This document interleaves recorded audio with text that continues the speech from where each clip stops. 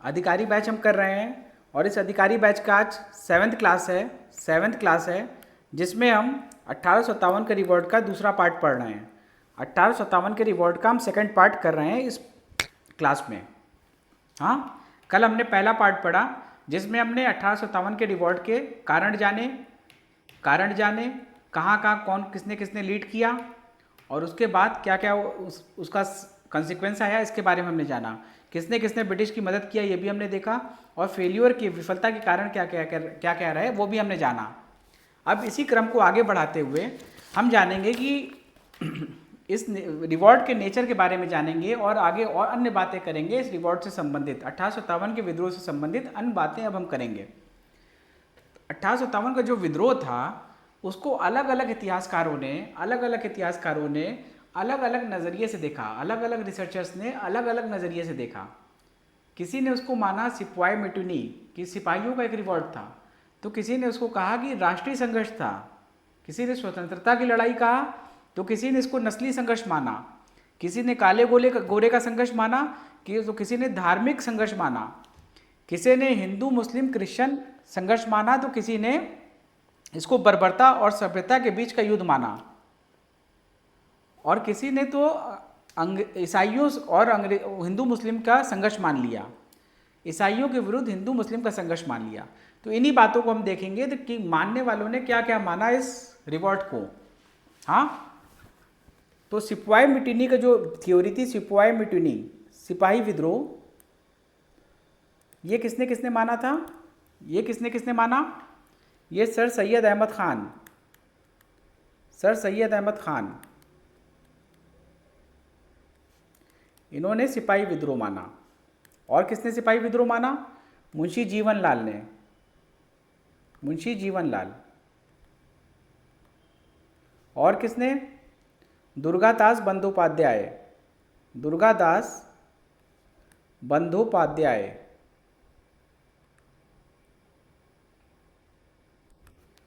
इसी तरह स्टैनली था जो सेक्रेटरी ऑफ स्टेट बना आगे चल के। स्टैनली जो था, जो सेक्रेटरी ऑफ स्टेट था, पहला सेक्रेटरी ऑफ स्टेट, वो बने स्टैनली। और इन्होंने भी माना इसको एक सिपाही विद्रोह। और किसने सिपाही विद्रोह माना, जॉन लॉरेंस ने। ये प्रोमिनेंट लोग हैं, ऐसे तो बहुत लोगों ने माना होगा, मगर ये जो एग्जाम पॉइंट ऑफ व्यू से इंपॉर्टेंट लोग हैं जो आते हैं एग्जाम में, आरसी मजुमदार, इतने लोगों ने इसको सिपाही विद्रोह माना। ये प्रोमिनेंट लोग हैं। और इसी तरह से नेशनल स्ट्रगल, राष्ट्रीय संघर्ष, नेशनल स्ट्रगल,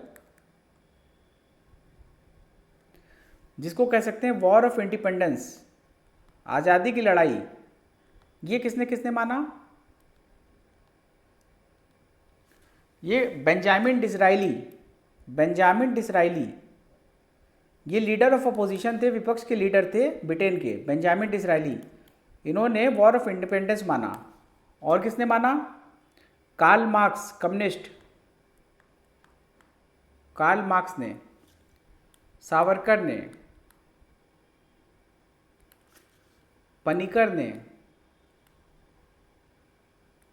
पानिकर और ताराचंद। देखो याद करना कितना आसान हो जाता है, ऐसे राइमिंग में याद कर सकते हो। सावरकर पनिकर, एक बार में याद हो जाएगा। सावरकर पनिकर, कभी भूलेगा ही नहीं ये चीज़ कि सावरकर और पनिकर दोनों ने राष्ट्रीय संघर्ष माना था इसको।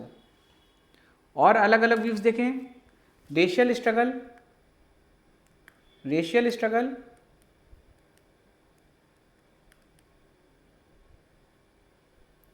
या जिसको कहा जाए black white struggle,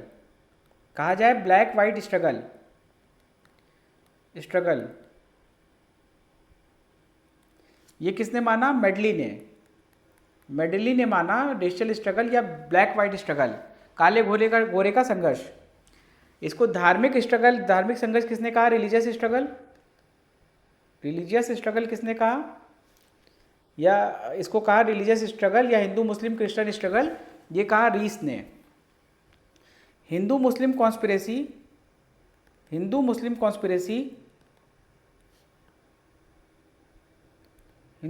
conspiracy against Christians, ईसाइयों के विरुद्ध हिंदू मुस्लिम संघर्ष, अगेंस्ट क्रिश्चियंस, ये किसने कहा? हिंदी में बोलते चल रहे हैं ताकि आप नोट्स बना लें आराम से, कोई दिक्कत ना हो लैंग्वेज की आपको। हिंदी इंग्लिश दोनों में, इसीलिए बाइलिंगुअल क्लास चल रही है। आउट्रायम एंड टेलर, आपकी सुविधा के लिए हिंदी में भी शब्द बोले जा रहे हैं कि आप अपने नोट्स आराम से बना सकें सुचारू रूप से। तो ये ईसाइयों के विरुद्ध हिंदू मुस्लिम संघर्ष, ये थ्योरी दिया आउट्रायम एंड टेलर ने। ये वही जेम्स आउट्रायम है जिनके रिपोर्ट पे अवध का एनेक्सेशन हुआ था 1856 में मिसमैनेजमेंट के ग्राउंड पे।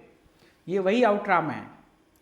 और एक थ्योरी दिया बर्बरता और सभ्यता के बीच युद्ध, war between barbarism and civilisation. ये थ्योरी किसके द्वारा दिया गया? टी.आर. होम्स के द्वारा बर्बरता और सभ्यता के बीच युद्ध वाली थ्योरी दिया गया। तो ये प्रमुख रूप से ये थ्योरीज रहीं, किसी ने सिपाही विद्रोह से लेके बर्बरता और सभ्यता के बीच युद्ध की। ये अलग अलग थ्योरीज अलग अलग हिस्टोरियंस ने अपने समझ के अकॉर्डिंग, जिसकी जहाँ तक समझ पहुँची उसने वहाँ तक अपनी अपनी थ्योरीज प्रोपाउंड किया। और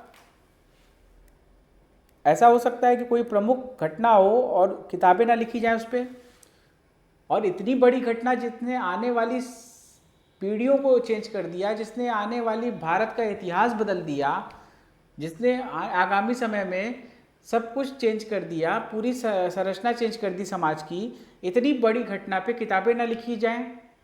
जब छोटी छोटी घटनाओं पे किताबें हो जाती हैं, जब हमने अभी पढ़ा कि वो जो ब्लैक होल ट्रेजेडी थी जिसकी ओरिजिनलिटी भी कंट्राडिक्टरी थी, पहले या तीसरे लेक्चर में पढ़ा जो बंगाल वाले में, जो सिराजुद्दौला के पीरियड में ब्लैक होल ट्रेजेडी हुई थी 20 जून 1756 को, और जिसकी ओरिजिनलिटी कंट्राडिक्टरी है कि सही में हुई थी कि नहीं हुई थी, क्योंकि उस वक्त के जो भारतीय इतिहासकार थे गुलाम हुसैन ने अपनी किताब में उसको मेंशन नहीं किया था। और किताब इस चीज़ को ब्लैक होल ट्रेजेडी को मेंशन किया था एक अंग्रेज़ ने, J.Z. हॉलवेल ने, अपनी किताब अलाइव द वंडर में। हाँ, और वो घटना कंट्राडिक्टरी है फिर भी उस पर किताब है। तो ये इतनी बड़ी घटना है 1857 की क्रांति, 1857 का विद्रोह, तो उस पर किताब नहीं आएगी। इस पर किताब प्रोमिनेंट जो किताबें लिखी गई वो थी first Indian war of independence.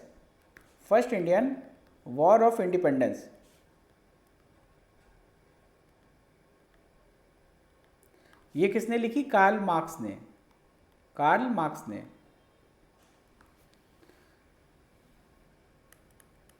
1857-59 ये पूरा नाम था इस किताब का, 1857 to 59।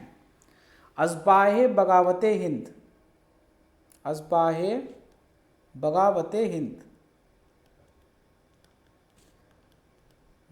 हिंद ये लिखी सर सैयद अहमद खान ने 1859 में। और ये पहली बुक बनी विद्रोह पे, फर्स्ट बुक बनी विद्रोह पे इंडियन लैंग्वेज में छपने वाली पहली बुक इस विद्रोह पे 1857 के असबाए बगावते हिंद थी। और the Indian war of independence ये किसने लिखा? ये लिखा वी.डी. सावरकर ने। ये लिखा वी.डी. सावरकर ने 1909 में। क्लियर है ये बातें? और एक किताब लिखी सिपाही म्यूटिनी।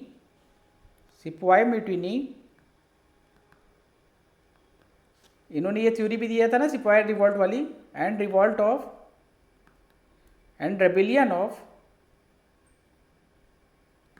1857। ये किसने लिखा था? आर.सी. मजूमदार ने ये किताब लिखा 1957 में, ठीक 100 साल बाद, विद्रोह के ठीक 100 साल बाद, या अब तो भूलेगा नहीं, विद्रोह के ठीक 100 साल बाद आर.सी. मजूमदार ने किताब लिखा 1957 में। और आर.सी. मजूमदार के बारे में एक इंटरेस्टिंग बात यह है कि पहले इनको गवर्नमेंट ने, जब 1947 में भारत की सरकार बनी, अपनी सरकार बनी, तब इनको जो है गवर्नमेंट हिस्टोरियन के तौर पे अपॉइंट किया गया, बट इनके विचारों में अंतर था भारत सरकार के विचारों से। इस कारण इन्होंने अपना अलग रास्ता लिया और इन्होंने ये किताब लिखी, अपनी खुद की किताब लिखी, सिपाही मिटिनी एंड रेबिलियन ऑफ 1857 और इसमें इन्होंने कहा कि ये जो फर्स्ट वॉर ऑफ इंडिपेंडेंस, ये जो 1857 का रिवॉल्ट है, ये ना तो प्रथम, ना राष्ट्रीय और ना ही स्वतंत्रता संग्राम है, neither first nor national nor war of independence. ये इन्होंने कहा आरसी मजूमदार ने 1857 की क्रांति के बारे में। ये कई बार ये कोर्ट एग्जाम में आता है, neither first nor national nor war of independence, nor war of independence, ना तो प्रथम, ना राष्ट्रीय और ना ही स्वतंत्रता संग्राम, ये कहा आरसी मजूमदार ने। और इसी के बाद गवर्नमेंट के हिस्टोरियन अपॉइंट होते हैं कौन? SN Sen. SN Sen appoint होते हैं गवर्नमेंट के हिस्टोरियन। आरसी मजूमदार ने जब डिफरेंसेस की वजह से ये काम छोड़ दिया सरकारी हिस्टोरियन का, इतिहासकार का, तो एसएन सेन जो है सरकारी हिस्टोरियन अपॉइंट हुए, गवर्नमेंट के हिस्टोरियन अपॉइंट हुए और इन्होंने ये बुक लिखा 1857। कब लिखा? 1957 में लिखा। क्लियर है इतनी बातें? 1857 बुक 1957 में लिखा एसएन सेन ने। उम्मीद है क्लास समझ में आ रही होगी आप लोग को। ये तो हो गई अलग अलग थ्योरीज की बात, जो अलग अलग इतिहासकारों ने, अलग अलग थिंकर्स ने, अलग अलग रिसर्चर्स ने अपनी अलग अलग थ्योरीज दी। अब इसका आउटकम क्या रहा? इस विद्रोह का आउटकम क्या रहा? क्या नतीजा निकला इस विद्रोह का? इस विद्रोह का नतीजा क्या निकला? तो सबसे बड़ा नतीजा क्या था? मोस्ट इंपॉर्टेंट नतीजा, सबसे पहला इंपॉर्टेंट आउटकम क्या था? जो क्वीन का प्रोक्लेमेशन हुआ, जो महारानी की उद्घोषणा हुई, क्वींस प्रोक्लेमेशन, महारानी की जो उद्घोषणा हुई, ये कब हुई? नवंबर 1, 1858 में। नवंबर 1, 1858 में ये कहाँ पे हुई? इलाहाबाद में। किसने घोषणा किया? लॉर्ड कैनिंग ने। लॉर्ड कैनिंग ने महारानी की उद्घोषणा पढ़ के सुनाई इलाहाबाद में नवंबर 1, 1858 में। और उस उद्घोषणा में क्या अनाउंस हुआ? इस उद्घोषणा में क्या अनाउंस हुआ? कंपनी रूल को एंड करने का, ending company rule, company rule का एंड करने का। बट किस लिए? हमको हुकूमत नहीं मिल रही है, भारतीयों को हुकूमत नहीं मिल रही है, खुश होने की जरूरत नहीं है। अभी 90 साल और आपको इतिहास पढ़ना है, 90 साल का, तब आपको खुश होना है 1945 में। तो अभी हुकूमत नहीं मिल रही है, अभी कंपनी रूल एंड हुआ। बट अभी ये दमन, ये एक्सप्लॉयटेशन हम भारतीयों का चलता रहेगा 90 साल और ये जो कंपनी रूल एंड हुआ, अब कौन रूल करेगा? डायरेक्ट ब्रिटिश क्राउन रूल करेगा। ब्रिटिश क्राउन जो है वो डायरेक्टली रूल करेगा। अभी तक कंपनी हमको एक्सप्लॉयट कर रही थी, खाली एक्सप्लॉयट करने वाला संस्था, एक इंसान बदल गया, बट एक्सप्लॉयटेशन जारी रहेगा। इसलिए अभी खुशी मनाने की ज़रूरत नहीं, अभी आज़ादी नहीं हुई है। तो ब्रिटिश क्राउन जो है उसके अंडर में डायरेक्ट भारत, उसका एडमिनिस्ट्रेशन चला गया। और इस डिक्लेरेशन में ये जो घोषणा हुई, उसमें क्या क्या घोषणा थी, क्या क्या चीज़ें इंक्लूडेड थी, क्या क्या चीज़ें थी? अब कोई आगे विस्तार नहीं होगा, फर्दर एक्सटेंशन नहीं होगा। बैन ऑन फर्दर एक्सटेंशन, लिखते चलें, बैन ऑन फर्दर एक्सटेंशन, कोई फर्दर एक्सटेंशन, आगे कोई एक्सटेंशन नहीं होगा अंग्रेजों के हुकूमत का। उसके बाद रिलीजियस मैटर्स में, धार्मिक मैटर्स में सबसे ज़्यादा उबाल आया था। रिलीजियस मैटर्स में इंटरफेयर कोई अंग्रेज नहीं करेंगे, अंग्रेजी हुकूमत धार्मिक मैटर में, अब धार्मिक मुद्दों पर इंटरफेयर नहीं करेगी, हस्तक्षेप नहीं करेगी। कानून का एक समान संरक्षण सबके लिए होगा, equal protection of law, equal protection of law, कानून का समान संरक्षण। हाँ, और क्या इसका आउटकम रहा? और कौन सा आउटकम रहा? जो प्रिंसली स्टेट्स थे, हमने देखा कि डॉक्ट्रिन ऑफ लॉज के तहत कौन कौन सा स्टेट हो गया था, बगाड़ चला गया था 1850 में, जैतपुर संबलपुर चला गया 1849 में, उदयपुर चला गया 1852 में, नागपुर चला गया, झांसी चला गया 1853 में। क्यों? क्योंकि उनके पास कोई हायर नहीं थे इन स्टेट्स को डॉक्ट्रिन ऑफ लैब्स के तहत, इसलिए अंग्रेज़ों ने एनेक्स कर लिया था, क्योंकि उनके पास कोई हायर नहीं थे। और जो अडॉप्टेड बच्चे होते थे, अडॉप्टेड जो पुत्र थे, उनको हायर मारने से इनकार कर दिया था अंग्रेज़ों ने डॉक्ट्रिन ऑफ लैब्स के तहत। तो ये जो राज थे, इनको अब अनुमति दे दिया गया कि वो अपने हायर्स को अडॉप्ट कर सकें, अपने वारिसों को अडॉप्ट कर सकें, गोद लेने की अनुमति मिल गई। ये डिक्लेरेशन में ये प्रमुख पॉइंट्स थे। और बना जब कोई घटना होती है तो एक कमीशन बनता है इन्वेस्टिगेट करने के लिए। आगे चल के बहुत सारे कमीशन पढ़ेंगे गांधीयन एरा में और कांग्रेस के एरा में। तो इसी तरह इतनी बड़ी घटना हुई तो इसको इन्वेस्टिगेशन के लिए बना पील कमीशन। और पील कमीशन का क्या वो था मेन उद्देश्य, आर्मी को रीऑर्गेनाइज करना। जब देखा कि सिपाही इतनी बड़ी बगावत कर सकते हैं तो अब दिमाग आया इनके कि आर्मी को हमको स्ट्रेंथन करना है, वापस से रीऑर्गेनाइज करना है सही तरीके से, ताकि इतनी बड़ी बगावत या छोटी सी चिंगारी भी अब दोबारा ये भारतीय नहीं उठाने पाए। इस पर्पस के साथ बना पील कमीशन, जिसने आर्मी के पुनर्गठन के लिए बनाया गया जिसे।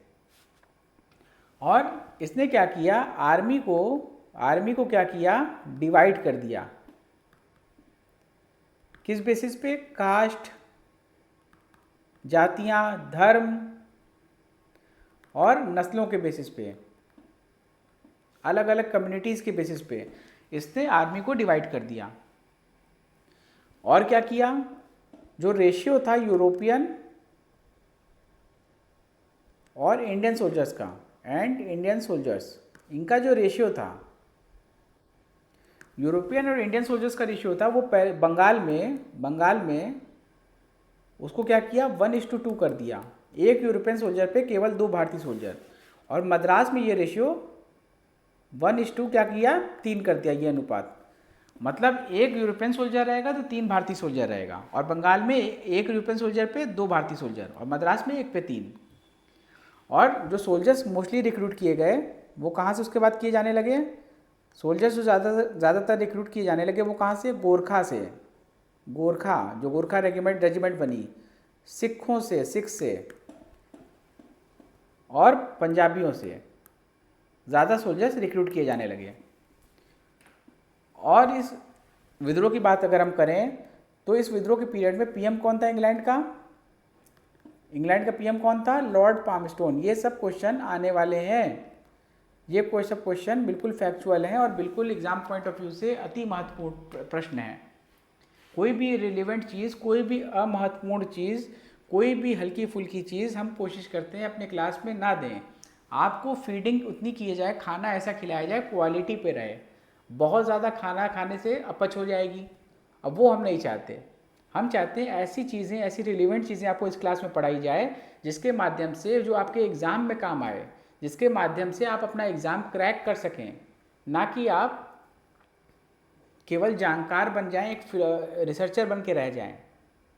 आपको अधिकारी बनाना हमारा मकसद है, ना कि कोई रिसर्चर। आपको रिसर्चर बनाने जैसा हमारा कोई मकसद नहीं है, आपको अधिकारी बनाना हमारा मकसद है। और इसी उद्देश्य के साथ हम आपको पढ़ाते हैं, हम आपकी क्लासेस लेते हैं कि एग्ज़ाम पॉइंट ऑफ व्यू से जो चीज़ें इंपॉर्टेंट हैं उन्हीं को आपको दिया जाए। ठीक, तो पीएम थे इंग्लैंड के लॉर्ड पामस्टोन। और जब विद्रोह होगा तो ऐसा तो है नहीं खाली अपने मारे जाएंगे, उस साइड से भी मरे। जॉन निकोलस जो दिल्ली में विद्रोह का नेतृत्व कर रहे थे, विद्रोहियों के खिलाफ अंग्रेजों की तरफ से, उनका देहांत हुआ। उनको वो विद्रोह में मारे गए। हेनरी लॉरेंस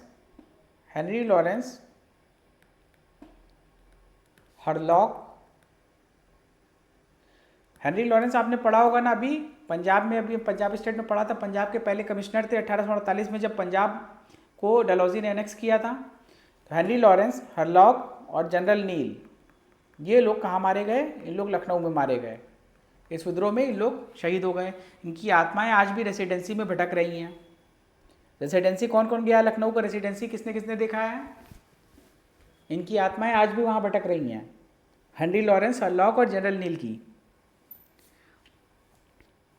और जो इंग्लैंड के पीएम तो लॉर्ड पामस्टोन थे, अपोजिशन लीडर कौन थे? बेंजामिन डिसराइली। बेंजामिन डिसराइली जो अपोजिशन लीडर थे, उन्होंने क्या कहा इसके बारे में, इस रिवॉल्ट के बारे में? नेशनल रिवॉल्ट कहा इसको, national revolt rooted in deep mistrust. National revolt rooted in deep mistrust, एक ऐसा राष्ट्रीय विद्रोह जिसकी जड़ें निहित हैं किसमें? गहरे अविश्वास में। एक ऐसा विद्रोह जिसकी जड़ें निहित हैं गहरे अविश्वास में, ये कहा बेंजामिन डिसराइली ने। और हर चीज़ का एक कॉज एंड इफेक्ट रिलेशन होता है ना, हर चीज़ का एक कॉज एंड इफेक्ट रिलेशन होता है। तो 1857 जैसी घटना का कोई इफेक्ट नहीं होगा, इम्पैक्ट नहीं पड़ेगा आगे आने वाली समय में। इसका क्या प्रभाव पड़ा, इसके प्रभाव की अगर हम बात करें, इसके जो इम्पैक्ट्स रहे वो क्या रहे, उसको हम देखें अगर, तो अभी हमने पढ़ा कि कंपनी रूल से अब क्या हो गया? ब्रिटिश रूल हो गया। अब सीधे ब्रिटिश क्राउन रूल करेगा, कंपनी रूल नहीं करेगी, अब सीधे ब्रिटिश क्राउन रूल करेगा। और क्या हुआ? इसी के लिए एक secretary of state, secretary of state का फॉर इंडिया का ऑफिस बनाया गया। हाँ, और सेक्रेटरी ऑफ स्टेट का फॉर इंडिया का ऑफिस बनाया गया, और ये सेक्रेटरी को असिस्ट करेगा 15 मेंबर काउंसिल, 15 मेंबर्स की काउंसिल होगी, वो असिस्ट करेगी सेक्रेटरी को, सेक्रेटरी ऑफ स्टेट को। उसके बाद जो पहले गवर्नर जनरल हुआ करते थे वो अब कहलाएंगे वाइसरॉय, वाइसरॉय। हाँ, गवर्नर जनरल जो है अब वाइसरॉय हो गए। लॉर्ड कैनिंग ऐसे पहले गवर्नर जनरल बने जो पहले वाइसरॉय कहलाए, भारत के आखिरी गवर्नर जनरल और भारत के पहले वाइसरॉय, लॉर्ड कैनिंग। और क्या हुआ?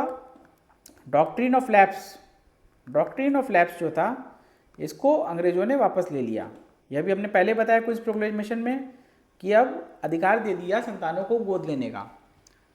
हाँ, फिर सबसे बड़ी बात क्या आई? डिवाइड एंड रूल, फूट डालो राज करो, जो आगे तक चलाइए, जो आज तक हमारे समाज को जिसने इफेक्ट किया, डिवाइड एंड रूल पॉलिसी। और क्या किया? ये जो दमन हुआ, ये जो दमन हुआ, इसका जो खर्चा था, एक्सपेंस जो था, ये जो इस रिवॉर्ड को दमन करने का, वो किसके ऊपर डाला गया? एक्सपेंस, इसका खर्चा किसके ऊपर डाला गया? भारतीयों को के ऊपर। इस बोझ को, खर्चे के ऊपर, जो दमन करने में जो खर्चा आया इस रिवॉर्ड को, उसको डाला गया भारतीयों के ऊपर। हाँ, उसको डाला गया भारतीयों के ऊपर। इस तरह से ये जो 1857 का रिवॉर्ड था, ये जो 1857 का रिवॉर्ड था, इस तरह से इस 1857 का रिवॉर्ड जो है एक शाइनिंग स्टार बन गया, एक शाइनिंग स्टार बन गया, शाइनिंग स्टार। ये भारत के इतिहास में हमेशा ये 1857 का विद्रोह एक चमकता हुआ सितारे की तरह रहेगा, जिसने क्या किया? मदद किया। किस तरह मदद किया? भारत में नेशनलिज्म को, राष्ट्रवाद को बढ़ाने में, भारत में राष्ट्रवाद का उदय हुआ, नेशनलिज्म बढ़ा, उदय हुआ राष्ट्रवाद का भारत में। लोगों के अंदर सामाजिक और राजनीतिक चेतना जागी कि हम भी आज़ाद हो सकते हैं, जागी कि हम भी आज़ाद हो सकते हैं, हम भी आज़ादी चाहिए, हमको किसी के गुलाम नहीं बनना है। ये चेतना जागी 1857 में, और ये आगे चल के आगे 90 सालों के लिए ये सिंबल बन गया, ये प्रतीक बन गया चुनौती देने का अंग्रेजी हुकूमत को। ये 1857 का विद्रोह सिंबल बन गया चैलेंज का, सिंबल ऑफ चैलेंज, चुनौती का प्रतीक बन गया ये 1857 का विद्रोह। हाँ, ये एक चुनौती का प्रतीक बन गया, सिंबल ऑफ चैलेंज बन गया ये 1857 का विद्रोह। और सुभद्रा कुमारी चौहान जैसी लोगों ने आज भी कविताओं में उनकी जिंदा आई 1857 का विद्रोह, जिन्होंने लिखा खूब लड़ी मर्दानी से वो तो झांसी वाली रानी थी।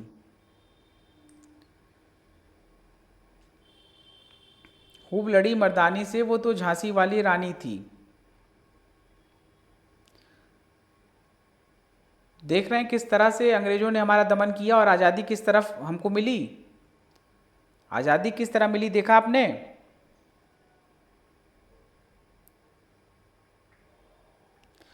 तो इन्हीं बातों के साथ ये रिवॉल्ट ऑफ 1857 पार्ट 2 ये क्लास आज ख़त्म होती है, रिवॉल्ट ऑफ 1857 की। और कल फिर हम नई क्लास में मिलेंगे। और उम्मीद है, पूरी उम्मीद है कि आपको क्लास समझ में आ रही होगी। क्लास आपको समझ में आ रही है इस पर कमेंट करें, और अपना वैल्यूएबल, अपना बहुमूल फीडबैक हमको दें, ताकि हम क्लासेस को और इम्प्रूव करके, और जहाँ हमसे कमियाँ रह जा रही हैं आपको लग रहा है, तो उसको हम इम्प्रूव करके आपके सुविधा अनुसार क्लास को बनाएं, ताकि आप ज़्यादा से ज़्यादा इस क्लास का लाभ उठा सकें। ऐसी क्लास आपको यूट्यूब पे कहीं मिलेगी जहाँ पे कंसेप्ट प्लस फैक्चुअल इतना सुलभ और इतने अच्छे तरीके से पढ़ाया जा रहा हो, वो भी फ्री ऑफ कॉस्ट। हम बैठे हैं कि आपको ज्ञान देने के लिए, हम बैठे हैं यहाँ पे आपको ज्ञान देने के लिए। आपको केवल ज्ञानार्जन करना है, आपको पैसे का सोचना ही नहीं, आपको केवल ज्ञान लेना है। तो आप तैयार हैं इस चीज़ के लिए? ज्ञान लेने के लिए तैयार हैं आप? और क्लास अगर आपको पसंद आ रही हो तो आप अपने दोस्तों के साथ शेयर ज़रूर करेंगे, ऐसी उम्मीद है। थैंक यू, धन्यवाद क्लास में बने रहने के लिए। कल फिर मिलेंगे इसी जगह, इसी समय, इसी वक्त। तब तक के लिए गुड नाइट, धन्यवाद।